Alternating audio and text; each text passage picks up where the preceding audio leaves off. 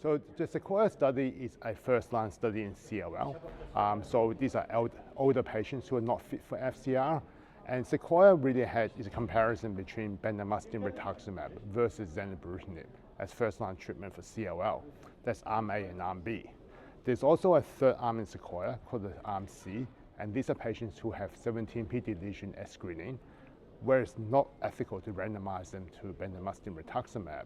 So all of those patients got Zanubrutinib as a monotherapy. So let's go back to the randomized component first. So the randomized component has been reported previously, that we've previously reported that Zanubrutinib is superior to Bendamustine Rituximab in terms of progression-free survival. But what we do have now is we've got 6-year update of that cohort. And at the 6-year mark, the progression-free survival for patients who started frontline Zanubrutinib is 74%. And when you allow for the impact of COVID, it's now 77%. So it's a nice number to have. So when next time you see a patient and you start them on first-line Zanubrutinib, you can say with great confidence that there's a 3 in 4 chance that they'll still be in remission 6 years from now, which is a really nice number to say to your patients. And once again, the sustained benefit of Zanubrutinib over chemotherapy is maintained over time, and there's been no new safety signals of concern.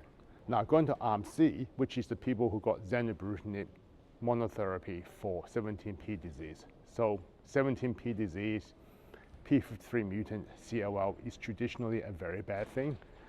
Now the arm C actually turned out to be the biggest collection of patients in the literature of 17p deletion patients receiving any therapy. And we had over 110 patients, all of whom got Zanubrutinib. And with 6 years follow-up, their progression-free survival is actually 65%, which is very similar to patients getting Zanubrutinib who do not have 17p in arm A. And what this says to us is that we now have great confidence in a large number of patients with prolonged follow-up, that if you start Zanubrutinib for treatment of 17p disease, that you're going to do very well. You're going to have a projected progression-free survival in excess of 6 years, and your outcomes are actually not very different from those of patients who do not have 17p. So once again, Zanubrutinib seems to have been able to neutralize the adverse event of most prognostic factors in CLL, and in this case, it has largely neutralized the prognostic impact of 17p deletion in CLL.